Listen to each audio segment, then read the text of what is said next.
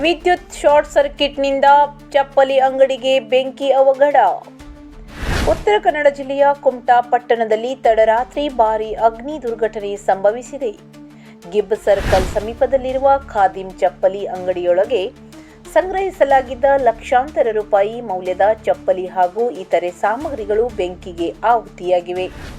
ಪ್ರಾಥಮಿಕ ಅಂದಾಜಿನ ಪ್ರಕಾರ ಈ ಅಗ್ನಿ ಅವಘಡದಿಂದ ಸುಮಾರು 8 ಲಕ್ಷ ರೂಪಾಯಿಗಳಿಗೂ ಅಧಿಕ ಆರ್ಥಿಕ ನಷ್ಟ ಸಂಭವಿಸಿರುವ ಸಾಧ್ಯತೆ ಇದೆ ಎಂದು ತಿಳಿದುಬಂದಿದೆ. ಬೆಂಕಿಯ ತೀವ್ರತೆ ಹೆಚ್ಚಿದ್ದಂತೆ ಸುತ್ತಮುತ್ತಲಿನ ವ್ಯಾಪಾರಸ್ಥರು ಮತ್ತು ಸ್ಥಳೀಯರು ಆತಂಕಗೊಂಡು ತಕ್ಷಣವೇ ಅಗ್ನಿಶಾಮಕ ದಳಕ್ಕೆ ಮಾಹಿತಿ ನೀಡಿದ್ದಾರೆ. ಸುದ್ದಿ ತಿಳಿಯುತ್ತಿದ್ದಂತೆ ಸ್ಥಳಕ್ಕೆ ಧಾವಿಸಿದ ಅಗ್ನಿಶಾಮಕ ದಳದ ಸಿಬ್ಬಂದಿಗಳು ಹಲವು ಗಂಟೆಗಳ ಕಾಲ ಹರಸಾಹಸ ಪಟ್ಟು ಬೆಂಕಿಯನ್ನು ನಿಯಂತ್ರಣಕ್ಕೆ ತಂದಿದ್ದಾರೆ. ಅದೃಷ್ಟವಶಾತ್ ಘಟನೆಯಲ್ಲಿ ಯಾವುದೇ ಪ್ರಾಣಹಾನಿ ಸಂಭವಿಸಲಿಲ್ಲ. ಆದರೆ ಅಂಗಡಿ ಸಂಪೂರ್ಣವಾಗಿ ಸುಟ್ಟು ಹಾನಿಗೊಳಗಾಗಿದ್ದು ವ್ಯಾಪಾರಸ್ಥರಿಗೆ ಭಾರಿ ನಷ್ಟ ಉಂಟಾಗಿದೆ.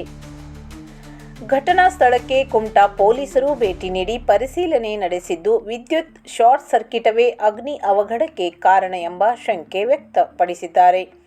ಈ ಸಂಬಂಧ ಪ್ರಕರಣ ದಾಖಲಿಸಿಕೊಂಡು ಮುಂದಿನ ತನಿಖೆ ಕೈಗೊಂಡಿದ್ದಾರೆ.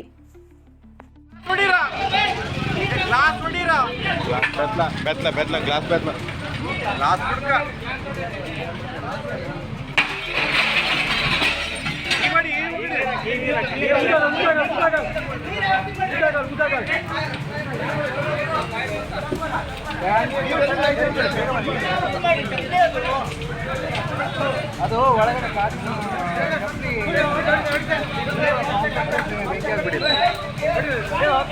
ಬೇಗ